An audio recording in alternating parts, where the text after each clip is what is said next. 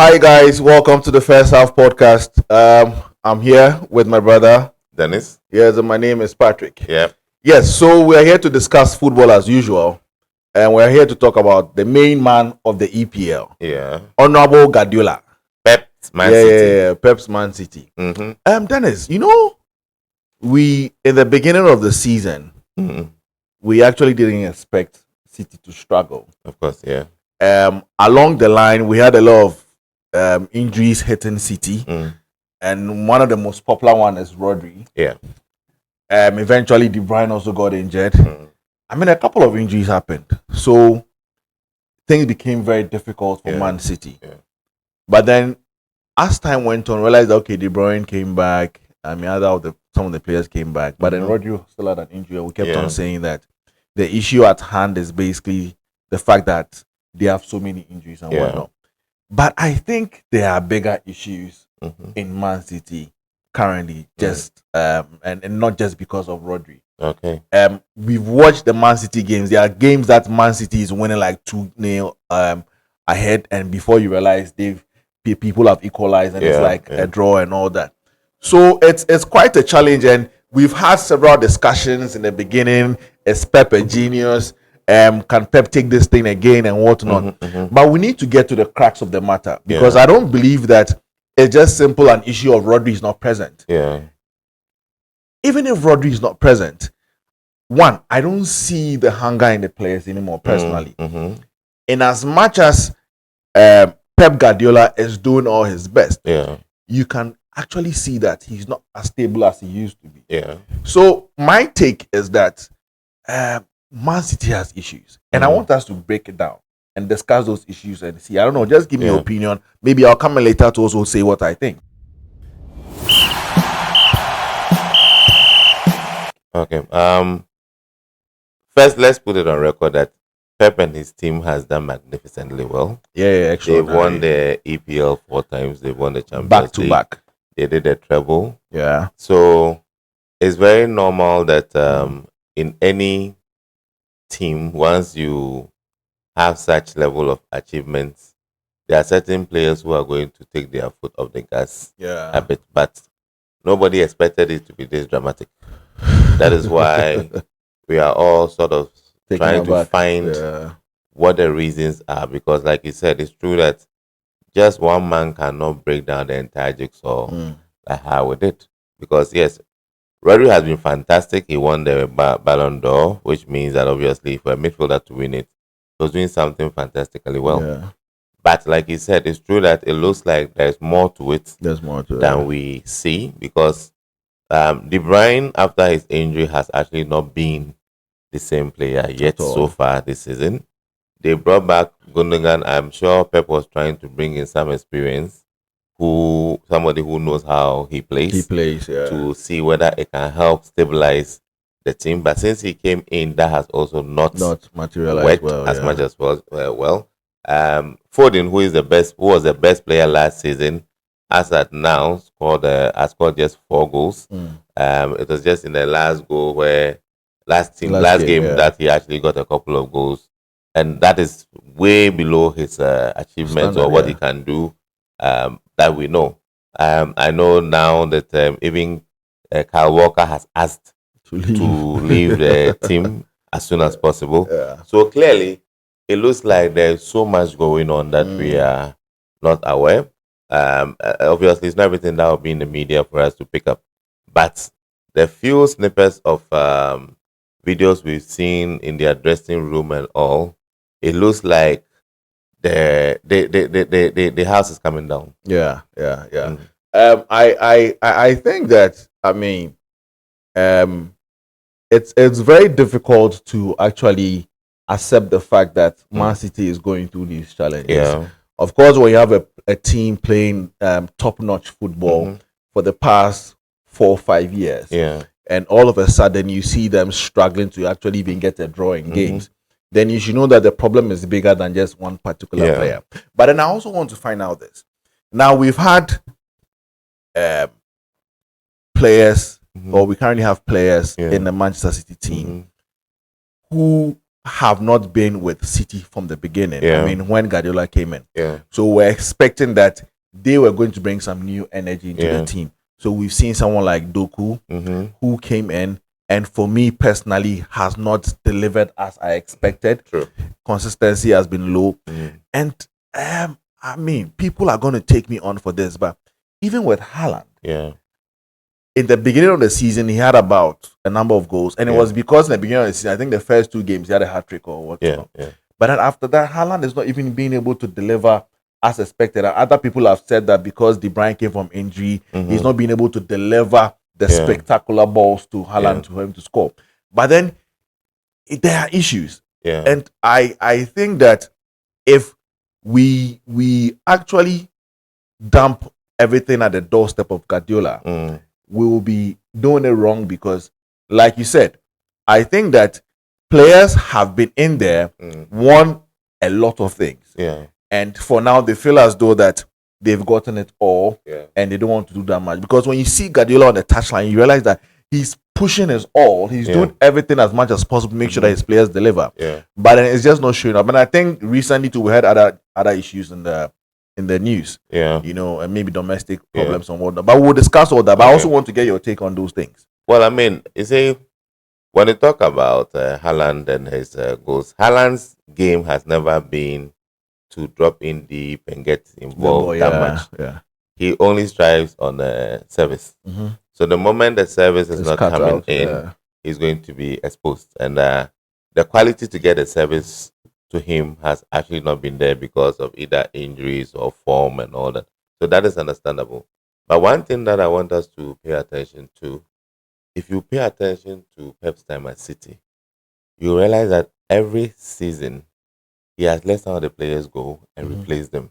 In his first season, he basically let a lot of the old guard go away. You remember what he did to Joe Hart? Exactly. And the Jesus, the Michelis, and all these people. He Zabaleta. He let all of them go. He brought in people. The second season, the Yaya Tourés and all. He cleared them all away. He made them go. Then he brings. So every time there's new energy. The other season that they tried to go and get the Champions League, that we took it from them. That's when he faded out Aguero. So every season, this is the only season that in the transfer window he didn't do much, and it has basically shows the complacency that have actually come around the boys, because every season, even for Mahrez and Co, he made them go. Mahrez, Sterling, and all that, he'll push you on. He doesn't rely on players. I think the only season that he actually said, "Oh, we don't need to do much in the transfer window," was this season. But I think he brought in some players. He brought in a Brazilian. Only him. The guy and Gundogan. Gundogan. No, there was another guy at the centre back who has been scoring some goals recently. Guardiola was into it 2 seasons ago. He was into okay. Yes. Okay, that means he wasn't just okay. That's what I saw an interview of him when he was saying that maybe he made a mistake and they should have started their rebuild earlier. And this is the time that he thinks that we have to, because he should have actually considered bringing in his rebuild, because most of the players are now Bernardo Silva is in his 30s, De Bruyne is in his 30s, so he should have actually thought of Kyle Walker is in his 30s. So he should have actually thought about this and quickly start his rebuild. But I think that escaped him. And gradually, with the injuries that have come in, it has exposed a lot that is really, really affecting the team. So I think one of the key issues that is making them suffer is that he didn't rebuild this summer. Yeah, but then I think I'm about to ask a certain question. I want us to discuss, and maybe on a very good day we can have that discussion thoroughly. Is it the case that we don't have as much players out there as we used to have, whereby you could easily just think about a player that can easily substitute this particular position of your player? Then you can think about a player who's free and out there you can actually get in. But it's like now currently you can end up spending so much on a particular player to come in, and the player might not necessarily deliver, you know, or might not necessarily suit your style of play. So I think that sometimes coaches have a tall list or have a huge headache on actually deciding on who to bring in. And sometimes it drags for so long that they decide, like, you know, let me just bring in one player and manager for this season and see how it goes. I think one thing that has failed coaches is that most of the clubs, their scouting has been very poor. You realize that Klopp had a good scout. Yeah, Liverpool has always had a very good scout. So the scouting has been a major challenge for most clubs because I think all the scouts go for the common players. Nobody is trying to really go deeper and look for a player that nobody is paying attention to.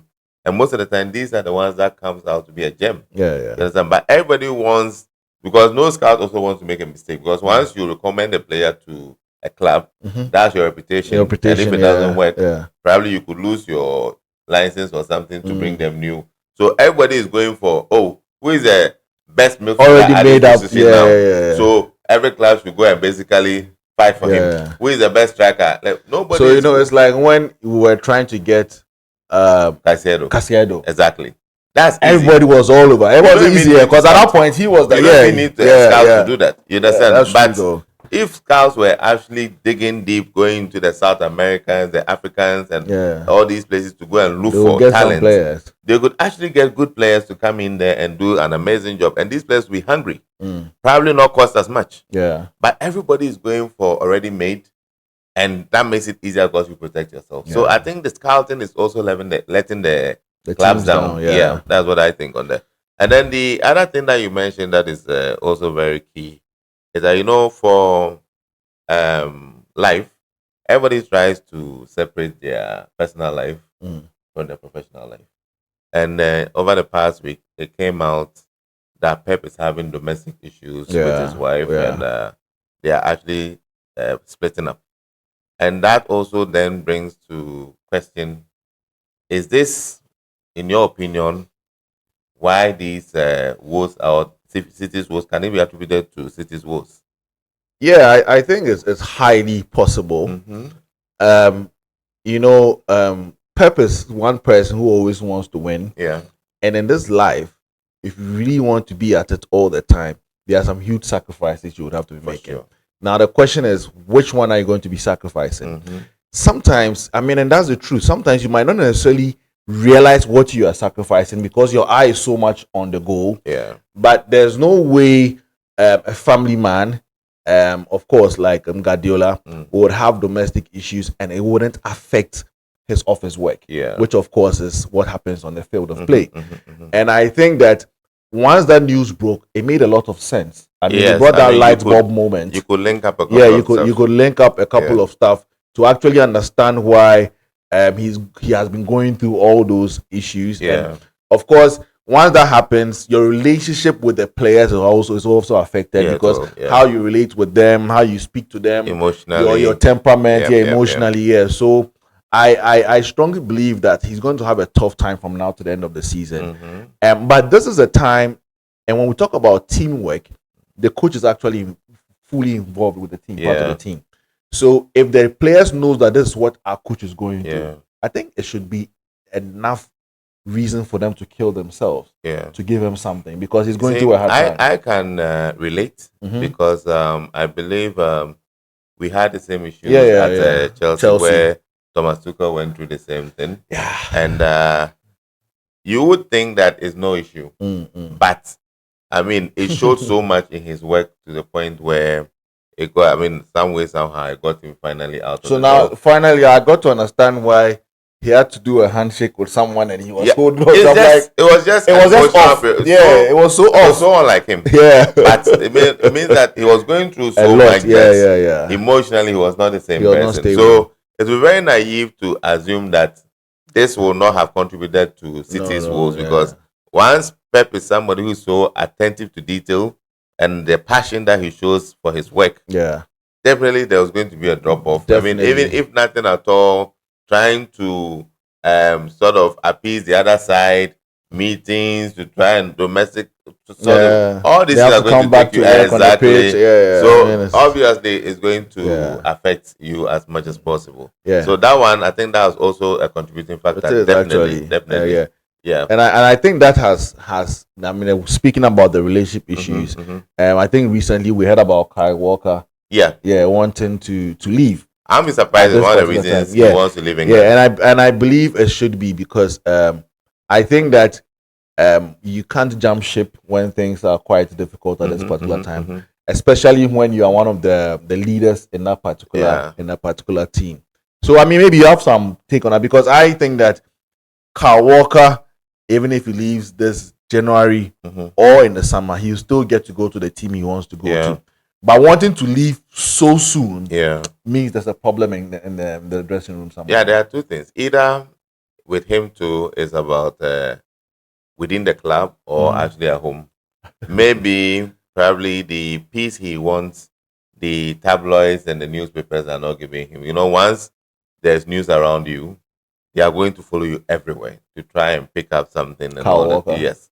So because he had an issue with his wife. Oh yeah. So of course maybe he's not getting the privacy that he wants, because even it has shown in his performances on the pitch. So I won't be surprised that could be a reason why he wants to leave the UK for a while and go and try something else. So why are these women wearing our brothers in a football? We don't know the full story. And then again, for him, you know, last season already he wanted to go to Bayern because that opportunity came, and Pep convinced him to stay. Currently, I'm aware that AC Milan are seriously working on it to try and bring him. I think the Saudis are also in there somewhere. Well, I think it's AC Milan because it looks like it's quite close. Okay. So in a couple of weeks, we should be able to get a full picture of what's going on in there. So he also wants to leave, and like I said, it could actually be either a fallout within the club or whatever. But nobody leaves a team that is so associated to winning unless there's something really wrong somewhere. So we can't be sure because not everything is out there, whether he's leaving because he's trying to escape his domestic issues or he's trying to escape whatever is happening in the club. With that said, let's come to the hottest issue out there. Erling Haaland just signed a 9.5-year deal. And to top it off, currently he is on 400,000. There's actually talk of going north of 600,000. That's crazy. Oh, you scratch your head. That's crazy. That's crazy. For the next, let's say 10 years, he's assured of that money. That's crazy. Every week. And I don't know. Maybe we'll get to final later. But I'm just thinking about why they had to sign such a long contract. And for him to actually commit to that, that is some huge dedication. Well, I mean, I saw his interview after signing, and he mentioned that City has given him a lot. They have actually. And he thinks it's time to commit or show some loyalty. That's basically like 10 years. That's and the other side also is that his father is a legend of the club, and he's one of the main reasons why he came there anyway. So there's always going to be noise in his ears when it comes to making such decisions. And his father is going to obviously be sentimental about doing that. That's a lot of money for a guy his age. Anyway. Exactly. But the good thing for both him and City is that for him, at least for the next 10 years, he's secured. Yeah, he is. So what that means is that even if he drops in form, he still is secured. He still gets his money. Exactly. But then again, if for whatever reason, either he drops or a team comes with some astronomical whatever to tempt him, City still gets their money back. Yeah, they do. So it's actually a 50-50. It was a good deal, actually. Exactly, 50-50. For both parties. For what he's shown since he came in, I don't think it's a risk. I think it's a good deal for all parties. Yeah. I mean, Haaland doesn't look like someone who is going to be dipping anytime soon. Well, I mean, it also means that they're actually going to build a team around him. Yeah. So I think it's a huge deal. I think for him, a guy his age at Man City. You know, the last time I was saying that, as we speak now, most of the time we say that people are hoping to go to Real Madrid and the Barcelona's. But to get to play at Man City currently as well, it's not a bad idea. So well, it's actually I think a top team. They've achieved some amazing things that makes you justify yourself to stay there. The other thing that is also coming up, which is really good, is that amidst City's woes, it looks like they are now aggressively looking at rebuilding as soon as possible. So they've actually been quite aggressive in the transfer market. I know that currently 3 players are coming in. We have this Omar Mamouche. Yeah, Who is Mamouche. coming from Eintracht Frankfurt for Frankfurt, 75 million. If you add add-ons, enough of 80 million euros. Mm. They also have 2 centre backs that are coming in. So which means as soon as possible, Pep is trying to secure the season. Yeah, what he didn't and do see before. exactly Yeah. how quickly he can push. Because this Omar Mamouche actually in Eintracht Frankfurt in 25 games contributed 33 goals and assists. But so that is actually great, yeah. a good addition to City's. So from the top of your head, which players do you think would have to be let go from City? Well, I mean, since he's bringing in centre backs, there's been a lot of injuries. I don't think Nathan Ake has been consistent. I think Stones have not been consistent. Akanji also in there. So certainly, Akanji, yes, Akanji has not been bad though. It's not been bad, but the point is that there's going to be some sacrifices made because you can't be bringing in 2 players. Yeah, and expect all these players to, especially spending so much over, on centre backs. Over the past few weeks, this Rico Royce have been playing right back. Yeah. So there's a lot of things that are changes that are coming in there. So I believe certainly at least 1 or 2 players from the back will be let go. Would have to be sacrificed. Exactly. Yeah. For fresh leg, which he should have done in the summer window. Yeah. It's 6 months too late. And I'm sure he's trying to secure himself, probably get the Champions League. They are still in the Champions League. And I think when it comes to the title race for the EPL, it's over. But they can, City, I think they can get into the Champions League, definitely top 4. So if they're able to go far in this year's Champions League and secure the Champions League spot, I think it's been a good season amidst whatever they've been through. Yeah. But I personally have still not written them off. Like I say, maybe they might not win the EPL, which I'm hoping so because Liverpool is at the top. Can you imagine how embarrassing it would be if after everything City has been in through, how they've been trolled, the kind of points they drop, they're able to put together a run of form to come and win the league? They might as well close down the EPL. Like we have to shut down the EPL. Because it wouldn't even make sense. I'm exactly. Other coaches would have to question themselves. Players will have to question themselves. But this is the EPL. Yeah, this is the EPL. I mean, it would have been the best record ever. Yeah, but not Pep should actually retire after that. I don't think it's like dropping the mic. Yeah.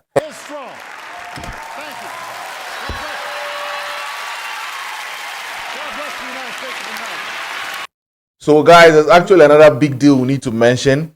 Pep Guardiola recently celebrated his birthday. Yeah. 54 years. He's had an amazing career. 100%. Yeah, 100%. I mean, happy belated birthday, Pep. Yeah. He's been in all the top leagues, and I think, Charlie, that's a good one. Stellar career. Yeah, Stellar wonderful. Career. All right. Great.